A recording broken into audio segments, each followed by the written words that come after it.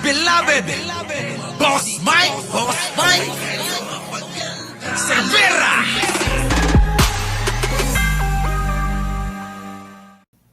Itong, mabibisto na ho ang kalokohan nitong Sara Duterte. Yari ka. Pasok! National Criminal. Eto na mga kababayan. Kung inyo matatanda nung nakaraang mga linggo, nakaraang buwan, etong si Sara mayroong ninangaw-ngaw. Ang sabi niya mga kababayan, yun daw pong tatay niya, kaya hindi ho makakadalo o dapat ipagpaliban yung pong pag-iimbestiga. Investigasyon sa ICC dahil nga po mga kababayan, ulyanin na daw. Hindi na daw ho mga kababayan na maalala, ultimo mga pamilya niya. Ngayon ho, nagsumasalungat sa mga isiniwalat naman ng kanyang asawa na okay naman daw. Di ba si Zimmerman, si Elizabeth? Okay naman si Digong Eka. Oo, medyo pumayat lang. Pero mga kababayan ko, ang nangyari, abay napansin ng ICC na tila ba hindi tumutugma salita niya ni Sara na may Alzheimer, na may ulyanin na raw, gano'n, ano? Ngayon ang ICC na mismo ang tutuklas. Oo, grabe ito Ang ICC ay magsasagawa ng pag-iimbestiga na rin at pagpapatingin, pagsusuri dito nga ho kay Digong kung ano ba ang talagang katotohanan sa pinamamalita ng kanyang mga anak na si Digong ay may topak. May topak. May topak naman talaga. Mayroong Alzheimer, ganon. O pati yung kanyang kalusugan na sinasabi nga daw ay bigla na lang daw natutumba, nawawalan ng malay. Oo, ganon. Mga kababayan, daming kwento eh. So dito na natin ngayon malalaman Dito na. Pasok. Iniutos ng International Criminal Court na sumailalim sa medical exam si dating Pangulong Rodrigo Duterte. Pero para matukoy kung siya ba ay fit to stand trial o hindi. Ang defense team ni Duterte nagsumite ng mga dokumento para patunayang hindi siya flight risk. Kita nyo mga kababayan ko? So ngayon, ano magiging resulta ng pagsusuri? Dapat malaman natin agad yan. Kasi mga kababayan ko, baka mabisto ho, magkakaalaman na to eh. Magkakaalaman na kung sino talaga ang sinungaling tulad ni Sara. Iniutos ng International Criminal Court na sumailalim sa medical exam si dating Pangulong Rodrigo Duterte. Yan, mga kababayan ko Sumailalim sa medical exam yung matandang Duterte na nakakulong sapagkat nga daw po mga kababayan, ito daw pong si Digong, alam nyo na. Dahil maraming alibay kung bakit hindi siya nakakadalo o hindi pwedeng dumalo sa mga pagdinig diyan po sa ICC. Yan. Nako! Sa palagay nyo, mga kababayan ko, ano kaya magiging resulta? Abangan natin, ano? Yan ay para matukoy kung siya ba ay fit to stand trial o hindi. Ang defense team ni Duterte nagsumite ng mga dokumento para patunayang hindi siya flight risk. Flight risk daw. Nagdadahilan, mga kababayan, ayaw niya lang talagang humarap. Ayaw niyang mabasahan ng sakdal. Yung bang mga kababayan ko, haharap ka na. Ikaw, Rodrigo Duterte, ay napatunayan. At nasasakdal ng ganitong ganyan. Boss Mike, hindi pa naman babasahan ng ng hatol. Sakdal pa lang. Oo nga. Gusto ko hatol agad eh. Ayoko ng sakdal. Tagal-tagal no? Tagal-tagal nung sakdal, mga kababayan, baka nga hindi niya na maabutan yung pagbasa ng hatol sa kanya. Ay, ICC, baka naman baka naman pwede unahin nyo na yung hatol, tsaka na yung sakdal. kasi ICC, si Digong mahilig sa shortcut eh. Baka pwede naman baka pwede naman na si Digong gawin niyo sa kanya yung gusto niyang gawin at ginawa niya sa mga taong mga pinagpapatay niyan. No? Oo. Hatol na kagad. Oo, agad-agad. Oo. Hatulan niyo. Wala nang sakdal-sakdal. Hatol na agad. Ganun. Plastic. Di ba? 3, prison cell. He will choose pag guilty ong. Di ba? Ito na. Nakatutok si Yan Jonathan na. Randal. Ang Rodrigo Ako, Roa Duterte. hindi nyo ba napansin, unang-unang araw pa lang niya, saan sa ICC, bigla nang nagdrama. Tama. Ito lang mga kababayan ko, isipin nyo Unang araw pa lang, nagdadrama na Marites Musni, Randy. Nagdadrama na ito Di ba? Suset Tabor, Elena. Ayan samantalang nung nandoon siya, sa Hong Kong, meron silang padrama doon, di ba? Ang yabang niyan, mga kababayan. Minumura pa nga niya ron yung ICC, di ba? Akala niya siguro hindi magkakatotoo Sabi niya, putang inang ICC yan. Di ba? Saan ba yan? Sinasabi nila, uli nila ako. Tagal-tagal ko nang naghihintay. Di ba? Uy, kayo yung naghiling niyan. Hindi naman kami. Di po ba? Sabi ni Elena, sa Hong Kong, ang lakas pa. Boss Mike, oo nga. Di ba? Tanungin lang pangalan at sino pinakasarap sa mga chika babes. Chika babes talaga. Oy, Jojo Chavez, batiin mo lahat yung mga bisita. Hindi yung isa lang ang, yan ang nga ba sinasabi ko Mukhang nakakapagsisi na naggawa-gawa tayo ng GC. Malamang yan, GC na yan. Oo. Malamang yan, GC na yan. Maraming magkakatuluyan dyan. Isama mo si Addictus Rex. Isama nyo nga si Addictus Rex, Para naman baka nandyan na yung kanyang dawan. Oy, Addictus Rex, baka naman yung dawan mo, nandyan lang sa GC namin, Nako, grabe yan. 24 oras. Oo, walang bitawan. Antindi, mga kababayan. Pinatay ko yung aking cellphone. Tunog ng tunog, mga kababayan. Grabe, maya-maya tumutunog. Titit. Titit. Puro titit, mga kababayan. Nakikita ko, Diyos ko, GC. Antindi. Walang pahinga. Walang pahinga yung mga yan. Ito na. Balikan na natin tong si Digong. Unang araw pa lang. Huling-huli na ang kanyang kasinungalingan. Alam nyo yan.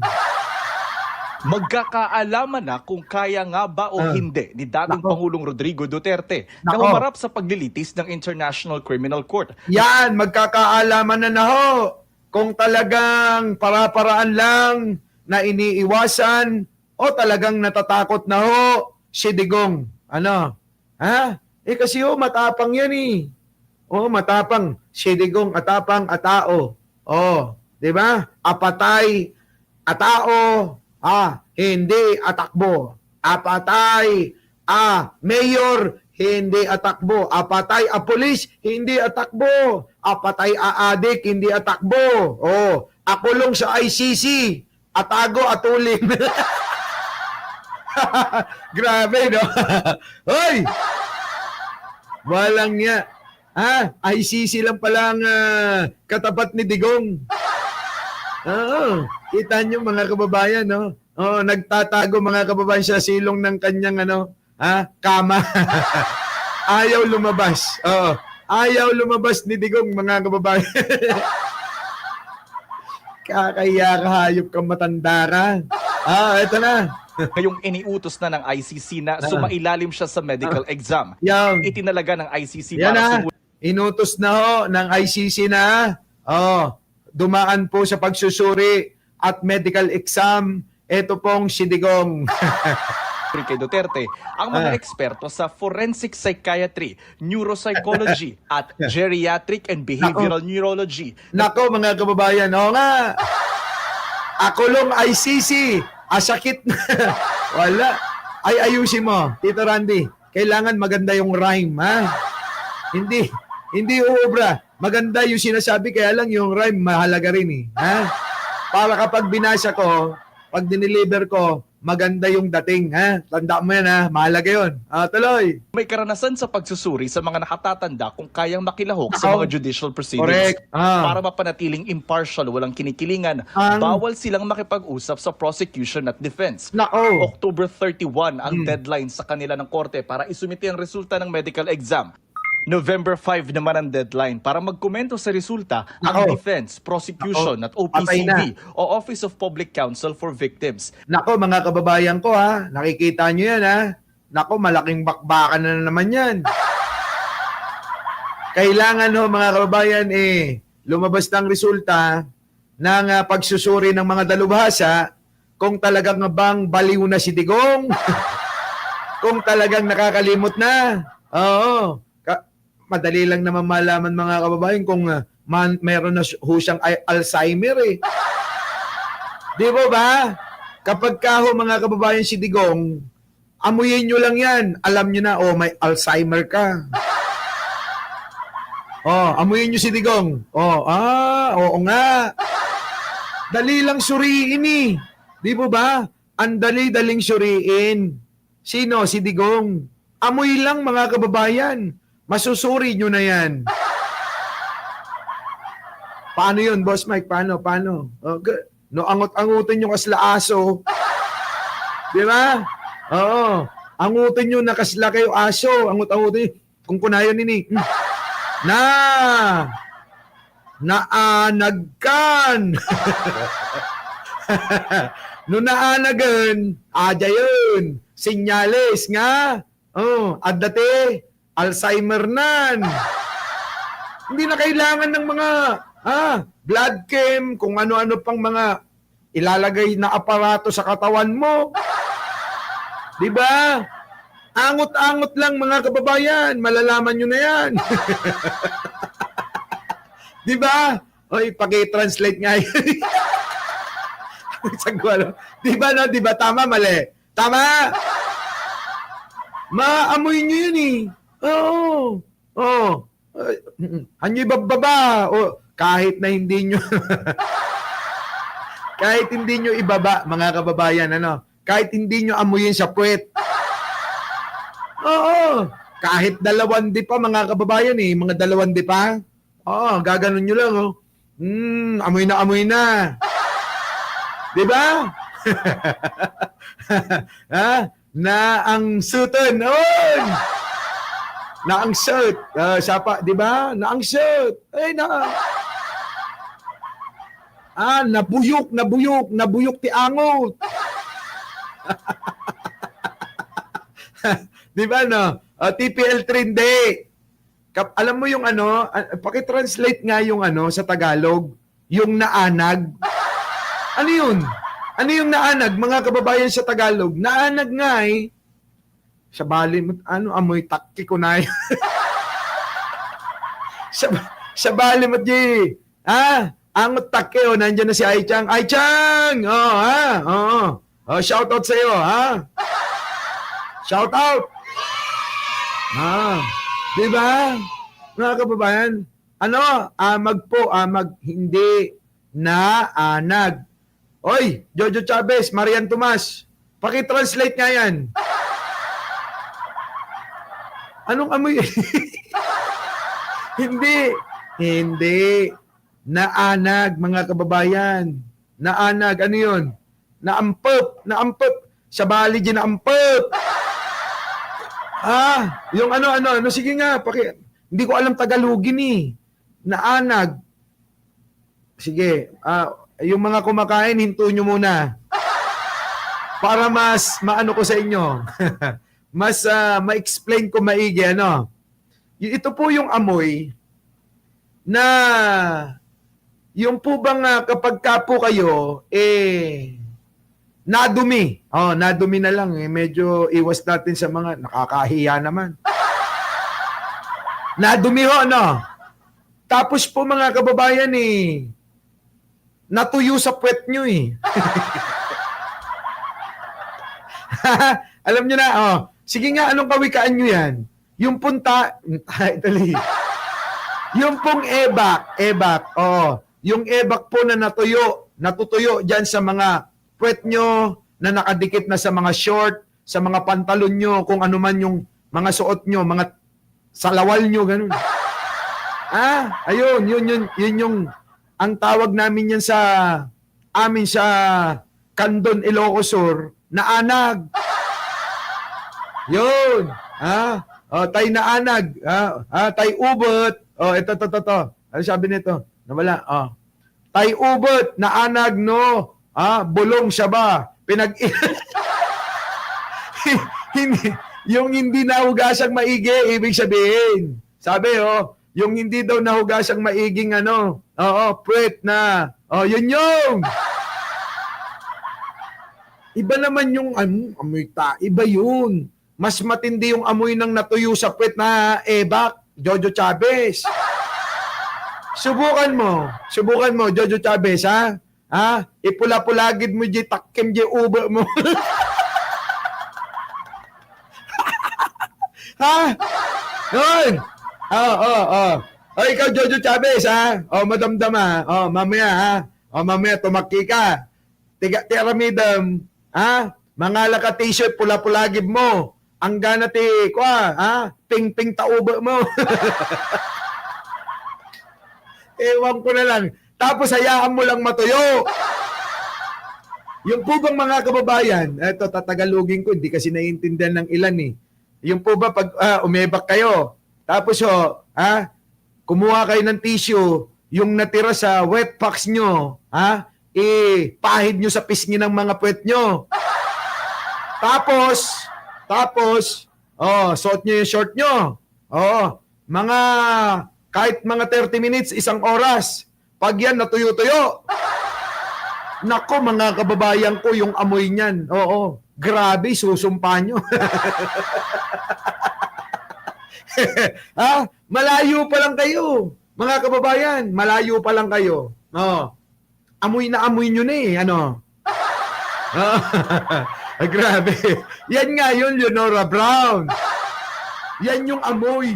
Na sinasabi ko, na kapag kaganyan na ang amoy ni Digong, tandaan nyo, hindi nyo na kailangan ng examination. Masasabi nyo na kagad, oo nga, oo. Abay, ulyanin na nga si Digong. Di ba? Di ba? Ano sa Ilocano ang ulyanin? Kaabaw. Di ba? Agkabawan ni Digongan, ni maango, mi tinakan-anag nga ango nan. Di ba? Ganun sa atin eh. Hala, nila kay duro. Agkabawan. Na, di naman punasan ng ti ubanan. Adayo ka pailaang mang-ango mon. Tan-anag sunan. Ganun yung mga, yung mga chismoso kong mga auntie. Ayan na, ganyan na mga kwentuhan. Kita nyo, relate kayo, di ba? Sorry sa mga hindi Ilocano yung iba rito, relate na relate eh. Di ba, no? Ganon, Eto na, mga kababayan ko, tuloy na natin. Digong, dami mo pa. Ito kasi, ang social eh. Sabi ko na nga, mga kababayan, ganon na lang gawin eh. ICC, gagastos pa kayo, wala namang kwenta yan si Duterte. Kung ayaw nyo, ako na lang papuntahin nyo dyan. Ako na lang aamoy. O kaya, ay nako. Papuntahin nyo uli si Banat Bay. At least magkita sila. Kita nyo naman yung ilong ni Banat Bay. Mas malaki pa yung butas. Mga kababayan? Sa laki ng butas, mga kababayan, ang tangos ng ilong niya eh. Napansin nyo ba yung ilong ni Banat Bay? Ang tangos. Magkabilang gilid. Ang tangos ng ilong ni Banat Bay, no? Sa magkabilang gilid nga lang. Kaya nga lang, yung butas, yun ang dapat na umamoy dyan. Para kapag nasa rehas pa lang, hindi na kailangan buksan yung pinto, mga kababayan. Amoy na amoy niya na. Di ba? Ito na tuloy. September 23, unang nakatakda ang confirmation of charges ni Duterte pero ipinagpaliban ng ICC. Matapos magmosyon ang abogado ni Duterte na itigil muna ang proceedings dahil hindi na raw siya fit to stand trial. Ayon kay ICC Assistant to Counsel Cristina Conti, kapag lumabas na fit to stand trial si Duterte, tuloy ang pagdinig. Nako, kita nyo mga kababayan ko, yari ka na naman buday sa amin. Yari ka na naman sa mga chismoso dito, babash ka nila. Sasabihin ng mga tao, sinungaling talaga si Sara. Di ba? Sinungaling ka, Sara, sinungaling ka. Sige, Attorney Conti, ano yung balita? Pasyo. Grado ito kung sino ba talaga ang nagsisinungaling. Nga. Ultimo, pabor sa mga biktima Nako. na malaman yung katotohanan. Nga. Kung unfit to stand trial siya, Ah. hindi makatutuloy ang hearings o ang trial, ang kaso ay maa-archive. Nako. Hindi naman mababasura ang kaso. Pero, i-check every 120 days kung ano na yung medical situation niya or ano na yung sitwasyon niya. Kada 4 na buwan, check uli kung okay na ho siya na humarap. So, ganun ang ganun. Kada check, kapag ka naging positive na ulyanin na si Digong, ititigil yan. Hindi papayagan. Ngayon, kung napatunayan na talagang si Digong fit to stand naman sa korte, nako, hindi maaaring ituloy yan. Ito ngayon ang mangyayari. Sara, humanda ka sa galit ng tao.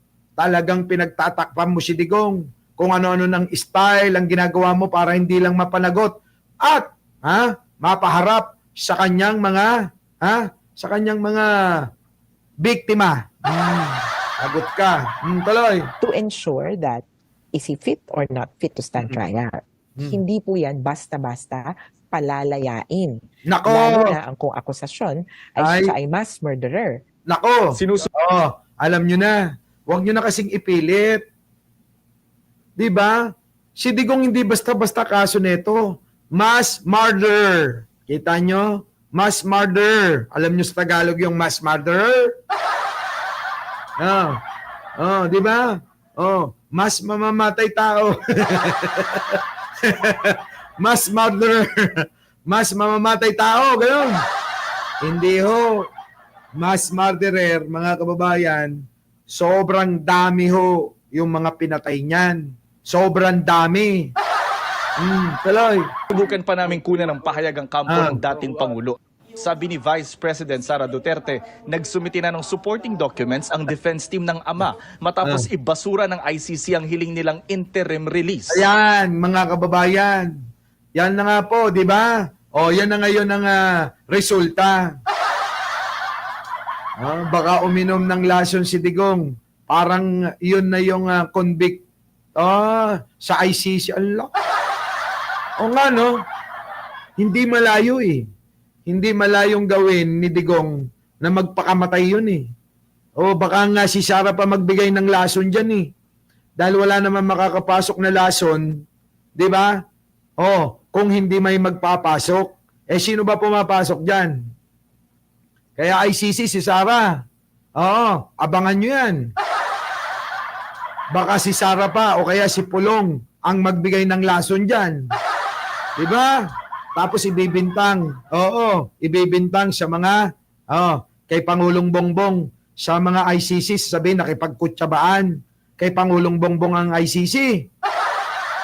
Tapos mga kababayan, siyempre, kapag namatay si Dugong sa kulungan, gagawin nilang magkaisa, mag-aala Ninoy Aquino na. Walastik mga kababayan, anong klaseng, siyempre yung mga uto-uto, mag-iiyakan pa yung mga yan, maniwala kayo. Diba? Kung hindi ba naman mga tatangat-tangat mga mangmang yan, saan ka naman nakakita? Pati litrato, kulang na lang gahasain nila. Ganong katindi. Ganong katindi yung pagnanasa at pagmamahal nila kay Digong Biruin nyo, litrato. litrato na lang, ginagahasa pa. Minsan, naisip ko, nakakaingit yung ganung muka. Ano? Biruin nyo yung mukha na yun, mga kababayan. Oo. Ha? Talagang matindi ang lapit ng mga babae. Bakit kaya? Bakit kaya? Mga tanga lang yun. Bakit kaya? Naisip nyo ba? Minsan naiisip ko, siguro. Kasi akala nila, oo, di ba? Akala nila, si Digong, buo titi. Mukhang titi si Digong, oh. Kita nyo naman yung ulo, yung mukha, mga kababayan, ano? Yung mukha ni Digong parang ulo na eh. Ha? Di ba, no? Yung mukha ni Digong para ulo ng etits eh.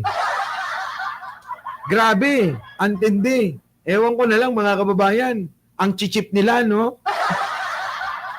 Ang chichip nila. Grabe naman. Oo, merong makinis. May kulay pink. Oo.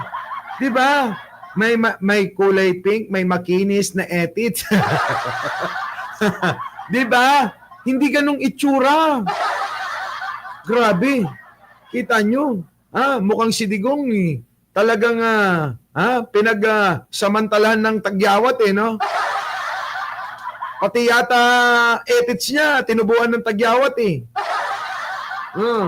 Di ba?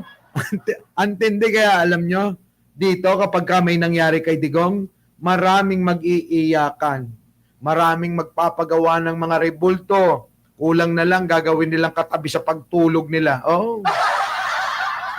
Di ba? Ito na. Unang-una, flight risk. Ibig sabihin, magkatago.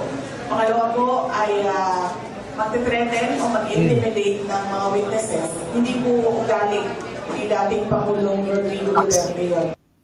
Ay, naku Sara, lagot ka, malapit ka ng mabuking. Wag na wag lang talaga nasasalungat sa mga sinasabi niyong magkakapatid, na si Digong ay mahina na, ulyanin na, at kung ano-ano pa sa magiging resulta ng examination ng mga dalubhasa. Yari ka talaga, Sara. Oo, yari ka. Si Commission on Human Rights, si Lima, nag-imbestiga ang Senate, yung posibleng pagpapatuloy ng paggawa ng krimen.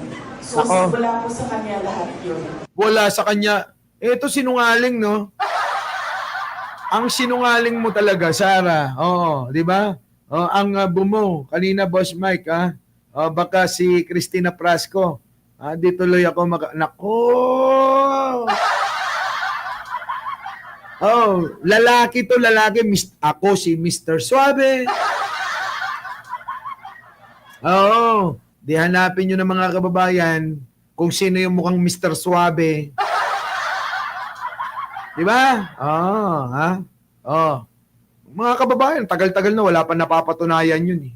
Hindi ko po alam kung saang alternate universe sila nakitira sa pagitan ng 2016 at 2022. Kasi sa mundo namin, ang nakita po namin ay una, sa mga nag-imbestiga sa kanya, nagkaroon ng resback. Si Laila de Lima ay pinakulong on trumped up charges. Correct, mga kababayan. Yun ang katotohanan. Niresbakan sa sama ng loob ni Digong. Pinakulong. Di ba, mga kababayan? Mon Amor, hindi siya. Hindi. Binantaan niya kami na pati daw human rights lawyers, binantaan niya na lahat ng kontra sa kanyang gera kontra droga ay magiging target. Maraming abogado na namatay sa panahon niya. Baka nakalimutan nyo, tinapik natin yan. Napakaraming abogado ang pinatay ni Digong. Tandaan nyo yan. Napakarami ang abogadong pinatay ni Digong. Nabalita ko yan dito eh. Kinontent natin yan. Hindi lang ho mga adik, pati abogado. Kinatay ni Digong. Yung mga abogado po na yan, yung po yung abogado ng mga pinatay din ni Digong. Para bang sinasabi ni Digong, wala akong sisinuhin kahit na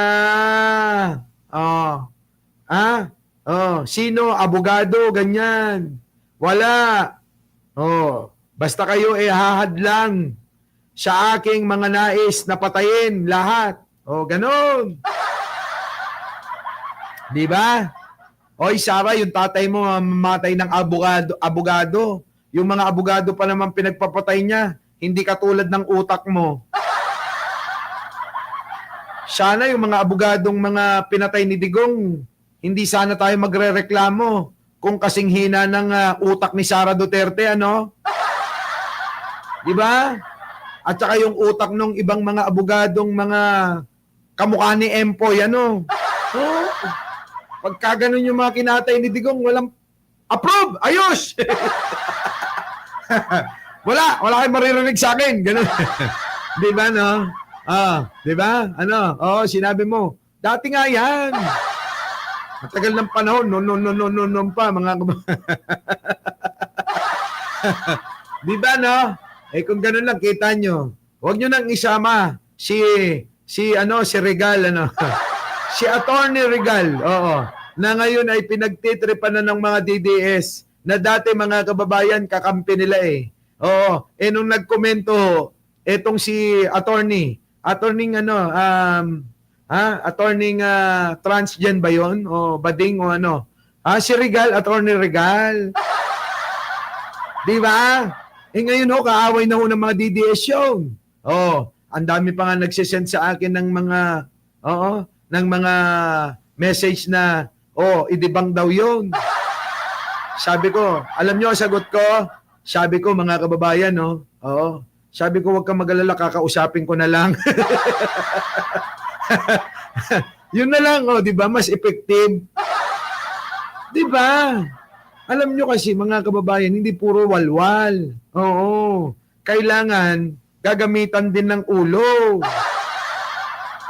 Ang hinahanap natin, makalikom ng mga may utak. May utak naman yan eh. Namimili naman ako ng wawalwalin, ano? 'Di ba? Namimili ako ng bibisitin, gano'n.